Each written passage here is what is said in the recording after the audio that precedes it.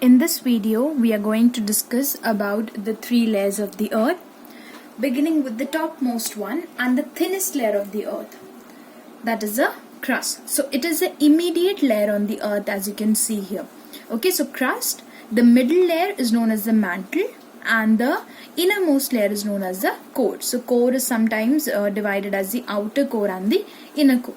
Talking about the crust, children, or talking about any of these three parts, you need to know certain things about them. First of all, the extent, like how much, because I told you about the total radius of the earth, that is 6,000 plus radius. Okay, so from that you need to know how much of the region is occupied by crust, how much by mantle, and how much by core. So if you talk about the first one, crust, it's a very thin layer because it is only occupying a region of 60 kilometer. So that is the first thing you should be knowing, that it is the outermost layer, and secondly, it is an average thickness of 60 kilometer. Okay, then the crust comprises of two parts. Now this is not shown in the diagram, but you are supposed to know this, that the crust is composed of two parts, that is a continental crust and the oceanic crust. So I've just written it as two paragraphs, more or less in the same language, so that it becomes easy for your comparative study.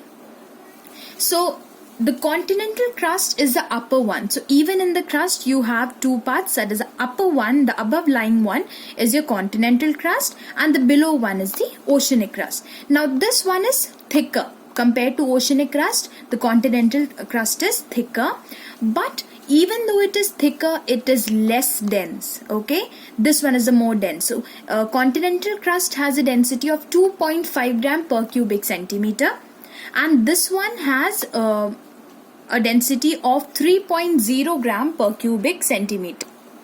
Another point of differentiation is on the basis of the minerals they are made up of. So this continental crust is also known as the Cr layer. Why? Because it is made up of silicates, that is Si, and aluminium, that is Al.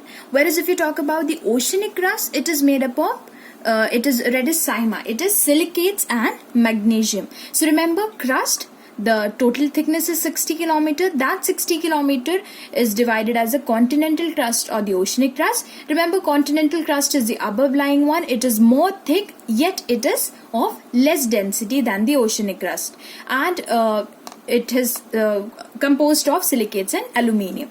Oceanic crust, again, it is a lower one. It is thinner, but it is more dense. You can see the density here, and it is made up of silicates and magnesium. So overall, like on an average, if you talk about the density of the crust, it is 3 grams per cubic centimeter. Okay, so that was the first layer.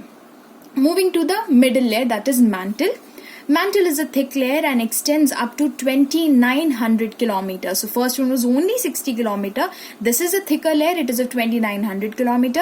Second point, it is a generalized point. It says it lies between crust and core. You know that. The boundary between the crust and the mantle is known as the moho, or the Mohorovičić discontinuity. So this crust is here, mantle is here. So where it separates, that is the thin line between the crust and the mantle, the boundary between these two is known as the Mohorovičić discontinuity, or in the short form we call it Moho. But when you learn it, you have to learn the complete thing. That is, it is the Mohorovičić discontinuity. Okay. Next thing, let's talk about the what it is made up of. So this layer is made up of oxygen, iron, and magnesium. What is the density? 3.5 to 5 gram per cubic centimeter. What is the temperature around? The temperature is around 900 degree. Now, here we see the increase in temperature. So we have just reached the mid part of the earth, and the temperature is already 900. Okay, so now your magma that you see, like which the term is associated with your volcanic eruption. So this magma is actually made in the mantle layer, because that is the layer that is actually having so much of temperature. So the rock is actually turning itself into the magma. So because of the immense temperature in this layer, the hot rock is converted into magma. So the magma, you can say, originates in the mantle layer. Okay. Now, so again in this layer, remember the thickness, that is 2900 kilometer. Then this term that comes in here, easy to remember, Mohorovičić discontinuity. What exactly it is? It is the boundary between the crust and the mantle.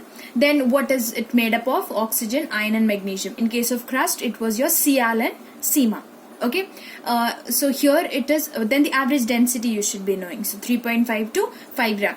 Even in crust, children, if they particularly ask you about the continental crust, you have to write this. But if they ask you about the density of the crust, it is 3 grams. So that is the average density. Likewise in this, it is 3.5 to 5. Again, the temperature and magma is related to mantle.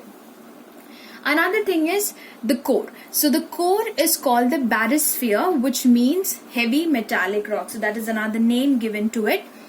Now, the boundary between the mantle and the core is known as the Gutenberg discontinuity. So two terms are there, you need to remember them in case of mantle and crust and in case of mantle and core. So this is the Gutenberg discontinuity. Actually, this Gutenberg and Moravec is associated with the name of the person who actually found this out. Okay, so this person was a geographer who found this boundary, so it was named after him. That is why Gutenberg in this case and Moravec in the previous case.